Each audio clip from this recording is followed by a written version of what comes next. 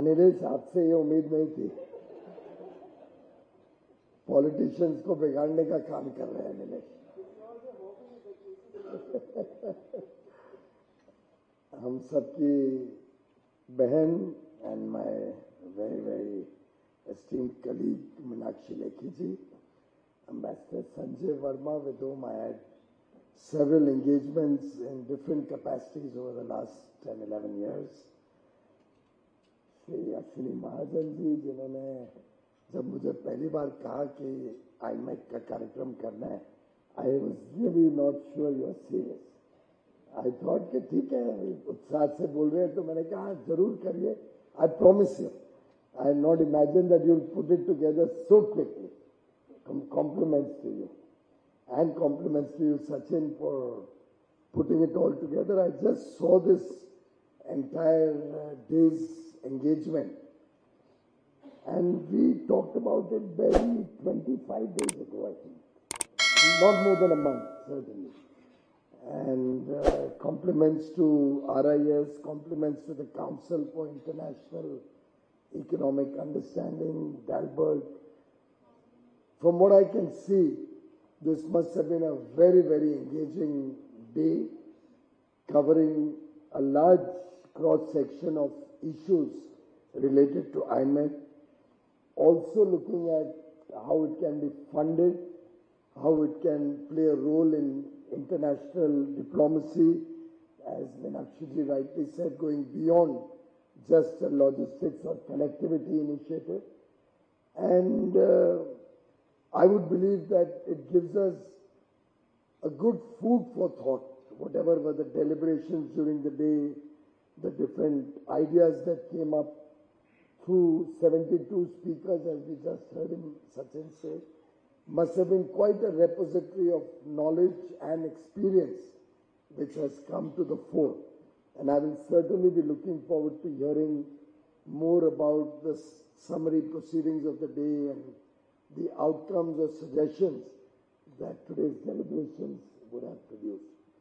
And I'd like to acknowledge that it's nice to see a cross-section of well-meaning policymakers and thinkers who would have engaged during the course of the day to try and put together a package of suggestions to make IMEC a reality. It's a very befitting topic in this age of turmoil.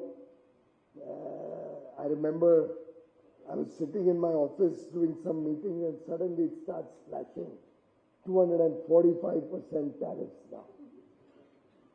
Of course, since then till now, which is about last 6-7 hours, everybody is trying to demystify what really the tariff is.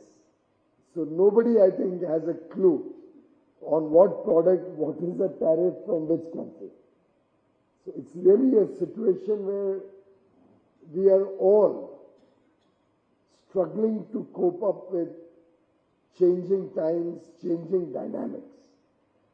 Within that, India's offering during our G20 presidency in 2023, proposing this connectivity and economic growth initiative across 3 continents, starting from India through the Middle East all the way to East Europe, I think truly reflected a very forward-looking, very visionary concept, and something which has now caught the fancy and attention of the world, so much so that even during Prime Minister Modi's visit to the US in February 2025, they discussed about the IMEC initiative in the Indo-US joint statement, and if I may quote from there, it was decided to convene the partners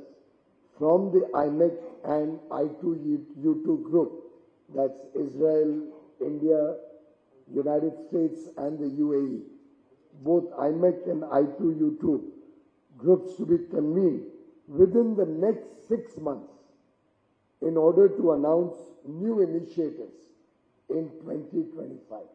I think it's a very big endorsement that in this world of turbulence, United States and India and our leaders decided to take forward the IMEC initiative to its next level. And I do believe this, in a way, is an extension of India's global outreach, our own growing relevance in the world amongst world nations, our own leadership in shaping inclusive, future-ready trade infrastructure, which will help bring nations together, bring down logistics costs by as much as 30%, it is estimated, enhance our ability to trade and therefore enhance the volume of trade, the competitiveness of trade. And I do believe that initiatives like IMEC will not only reduce the time to transport goods significantly, that is also estimated to be about 40%, if I'm not mistaken. So bring down transport time, bring down cost of logistics, and therefore make trade seamless across continents, faster, more efficient, and effectively lead to the prosperity of all the nations along this modern-day Silk Route, as some people choose to call it. I think it's rightly being suggested, as Sachinji was reporting, that this is a partnership of equals. It's not just about creating a corridor. It's creating partnerships. It's creating synergies in thinking. It's creating opportunities for different countries along the route, rich and developing, so that everybody can prosper. We will not only be linking trade, we will be linking civilizations, we'll be linking cultures, we'll be knitting together the Southeast Asian region, the Middle East corridor, the Middle East nations in the Gulf region, and the mid-European countries or Central European countries. So I think it truly revitalizes huge potential amongst countries along the route, and I think this can become a new global axis of the 21st century. It can provide a huge impetus to businesses along this corridor and also have an effect through to African continent, because through the Middle East we'll be able to not only connect with Europe, but at a later stage also become a easier connectivity route all the way through to the African continent. This will include railways, this will include roadways, it will have pipelines for energy flow across the route, it could have pipelines for petrochemicals, for manufactured products which are in a liquefied form, it could have gas pipelines, it will also give an opportunity for energy to flow in terms of electricity grids, for example. You've all heard of the one nation, you've all heard of the one sun, one earth, one grid concept of Prime Minister Modi. I think I mentioned it in my last engagement also, which was with the ISA. At the same venue, do you get a special discount here?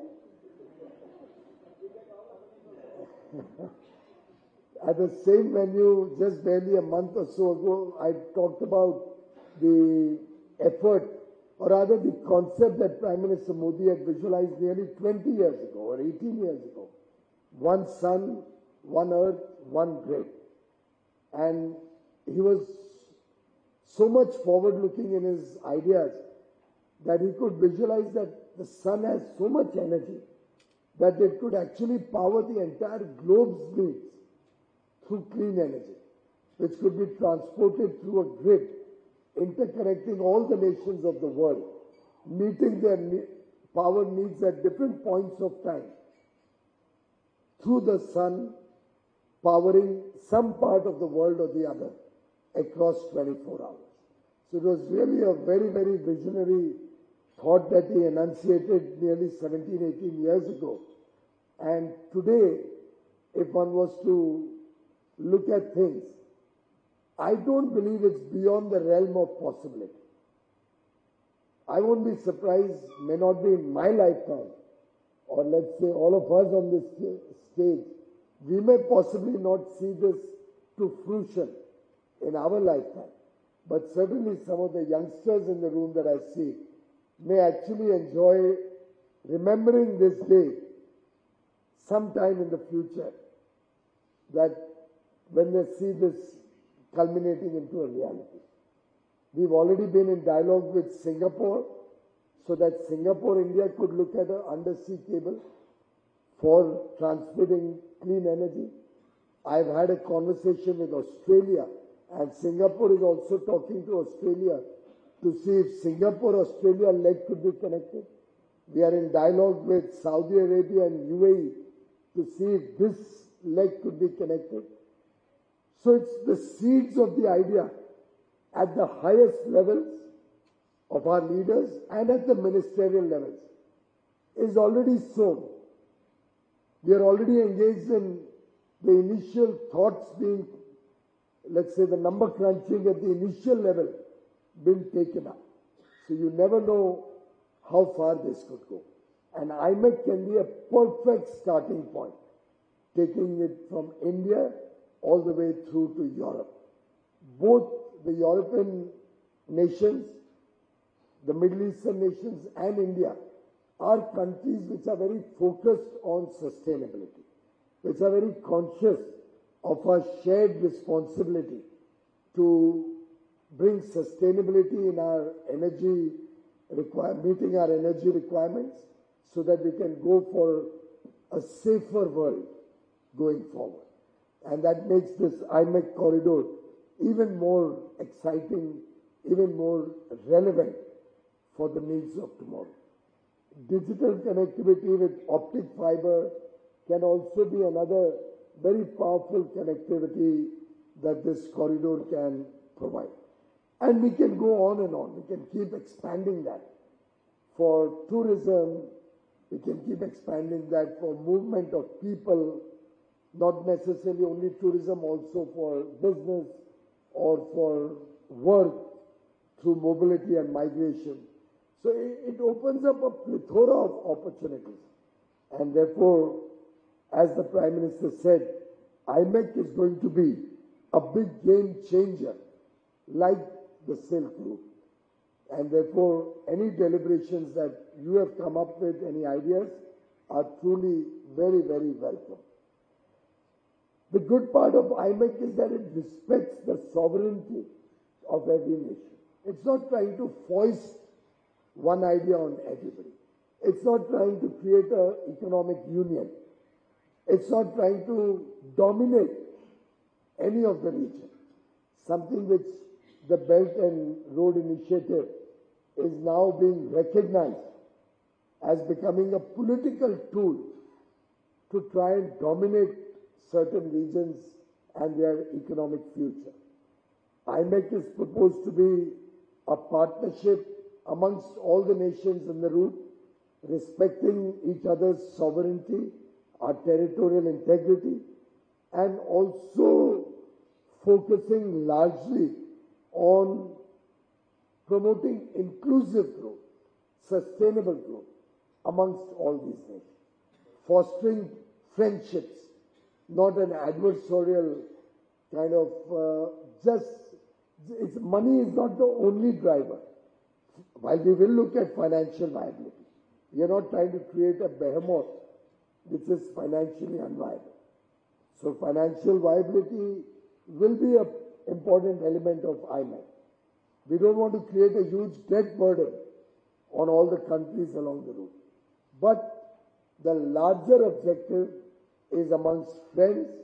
The larger objective is to promote amity amongst nations. And towards that, I'd like to make 5 suggestions as the way forward. Some of it may also delve into whatever you have discussed during the course of the day. if I'm repetitive, then pardon me, because I don't know exactly what's been a part of your discussion.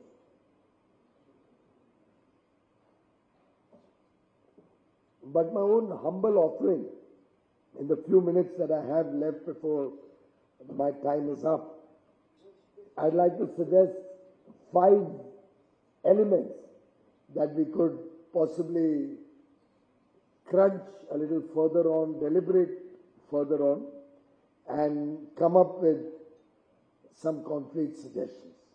One, I think this should be seen with the lens of a public-private partnership, so that it's cost-effective and it's implemented smartly and efficiently. Let's not leave it only to be a government initiative. Let the private sector drive this initiative. That way we'll be able to ensure its financial viability also, and let the government partner with the private sector. One other advantage this could see is that this opportunity will be planned better, because private sector will be able to actually bring to the table what they really want, rather than the government foisting on them what we think they want. The private sector is competent to also innovate with more cost-effective solutions. So very often we in government or policymakers think in a linear fashion. The private sector will be able to add angularities and innovation in planning this corridor or planning the whole project. So I think also they may be able to add some more innovative ideas. For example, I remember when we were first looking at connecting Kedarnath with railway connectivity and road connectivity, I still remember the humongous cost that was coming up for providing a railway all the way up to Kedarnath. And it had its own ecological issues, environmental issues. Cost was just incalculable, but we had a commitment. We wanted to take the pilgrim all the way up to Kedarnath. But as you get closer and closer, the cost was in multiples, because in the mountains, the tunnels were long. Traversing one mountain range to the other, you really had to go round and round, and having reached the peak, go back down and go up another range of mountains, as you see in the mountains. But when we dovetailed the ropeway along with the railway network, it suddenly looked so much more feasible, so much more efficient, so much faster. And we'll be able to take the pilgrims to Kedarnath in large numbers, in a cost-effective solution.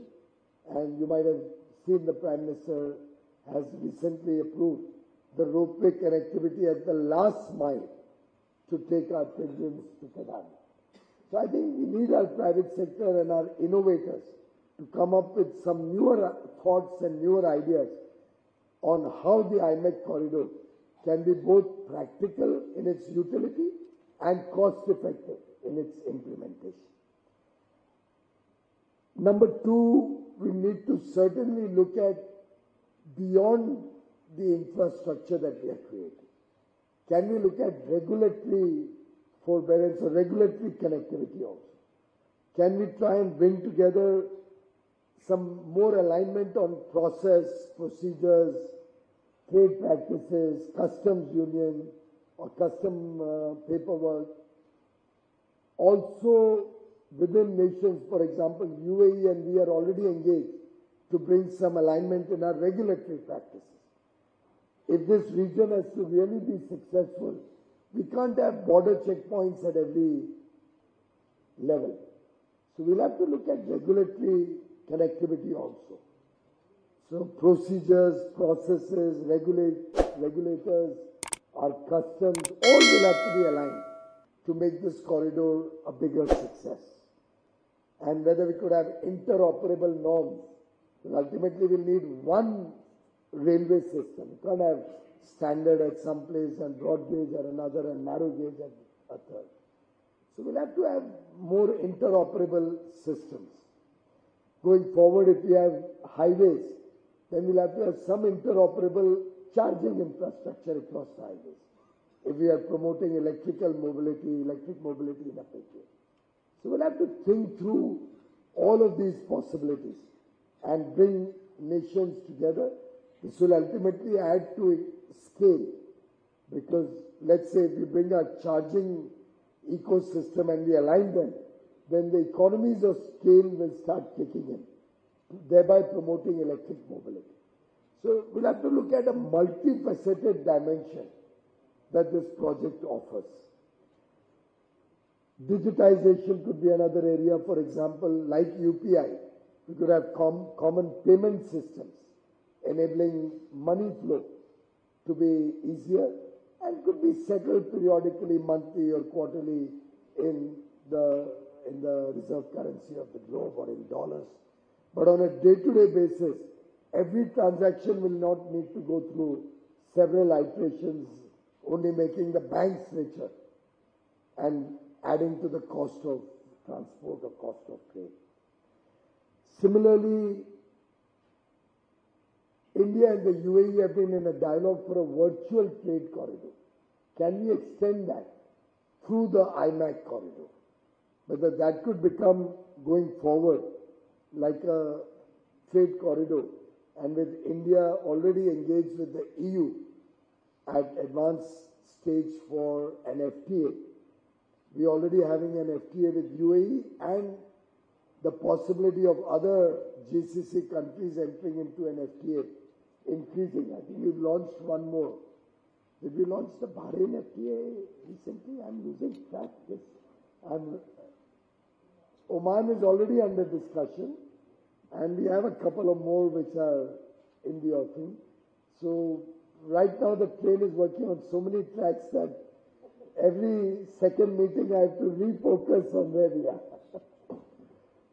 So we will be expanding our trading relations with countries where we get a fair deal, where we can have equitable and balanced free trade agreements, where India gains commensurate with what we are offering, a large market of 1.4 billion people, a growing market, the world's fastest growing economy. So with all these trade agreements that we are entering into, with the synergies that we have with different countries, let's say in projects of renewable energy or green hydrogen, the way we are working with many countries in partnership, I think this corridor can help to bridge various other initiatives also, bring us closer to these nations. Third, I think this will also open up for the financial world new opportunities. We could have multilateral financing agencies along this corridor to help promote both the setting up of the corridor and at some stage promoting trade through this corridor. We should explore innovative financing models and see how this could finally be financed. For example, we had green bonds in the past. We could have some IMEC infrastructure bonds, long-term 50-year, 100-year bonds to finance this kind of an infrastructure. Fourth, we should involve industry and the trade associations so that we can actually understand what really business wants, what industry associations who represent trade and business are desirous as outcomes of the IMEC corridor. This will help us to promote best practices. It will help us to promote, it will help us to identify bottlenecks that industry is facing so we can couple our economies better and remove the bottlenecks that businesses are suffering from. And lastly, since I am at a think tank event, I think we should get the think tanks and the academics in this region also involved, because they in some sense are the dreamers. They are the visionaries who come up with out-of-the-box ideas. So I think engagement between the think tanks in this region will help us in policy advocacy, will help the academia bring research to the table, researching this project as well as associated what more we can do to expand this project and the contours of this project. Think tanks and academia can also help us in capacity building along this corridor. So it can be a very nice package that can be built up. And these 5 initiatives or suggestions could help us wrap up a viable long-term project so that by the time the Prime Minister convenes the meeting, the next meeting for IMEC initiative, maybe we can flesh out some of these ideas, take it to the Ministry of Foreign Affairs and help them in their own work preparing for the next meeting of all the stakeholders. Friends, India's vision is absolutely clear, crystal clear. We want to serve as a reliable, a trusted bridge between these countries in this region. We will play the role of a catalyst.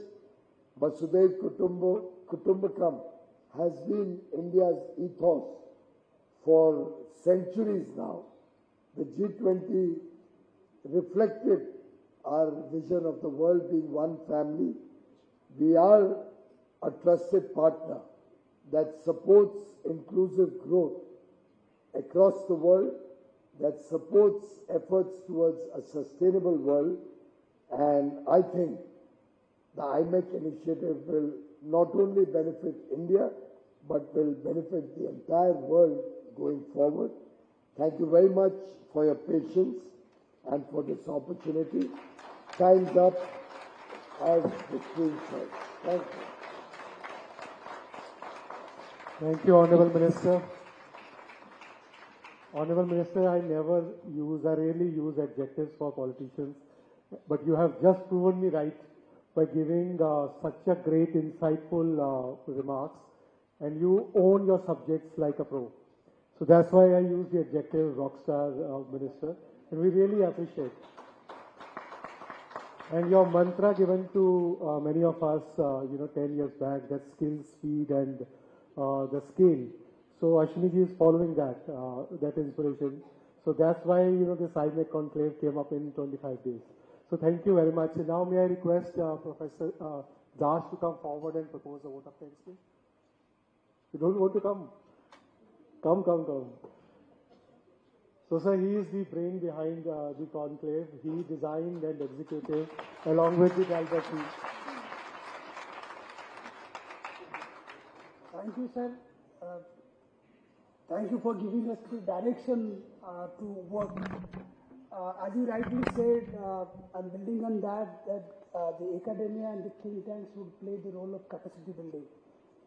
So, under the dynamic leadership of our Chairman, Ambassador Sanjay Kumar Verma and Director General Professor Sachin Chaturvedi, RIS has made efforts in the past few months to energize the Track 2 and Track 1.5 process for IMEC.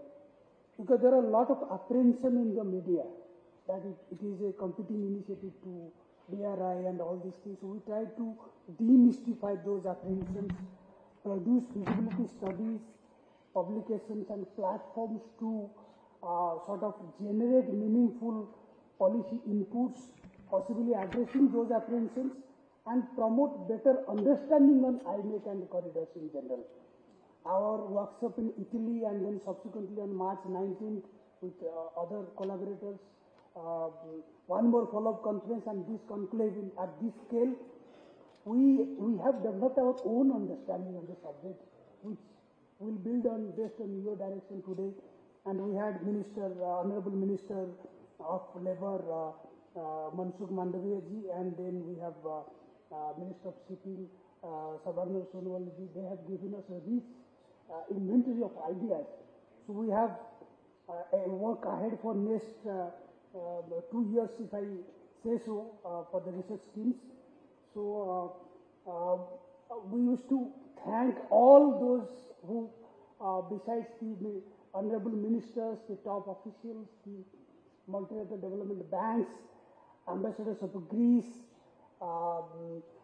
then diplomatic representatives of Israel, France. So they have given their perspectives on Europe. So on behalf of RIS and CIU and Dalberg, so thank you all, the audience, for coming in good numbers and staying the whole day and contributing to this intense discussion that has happened. It has further encouraged us to work hard and fulfill the wish that the Honorable Minister has set before us. So it's to thank all the RIS administration, RIS IT, social media, Dalberg, CIU administration, their set of IT and all other supporting setup for helping us building this conclave. Thank you so much. So, sir, thank you very much. There is a Angavastram which RIS has brought in. Okay.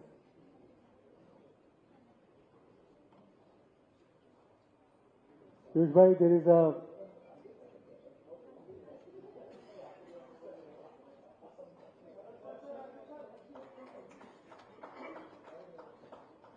and so there's a self-help group in Madhya Pradesh which has created the painting.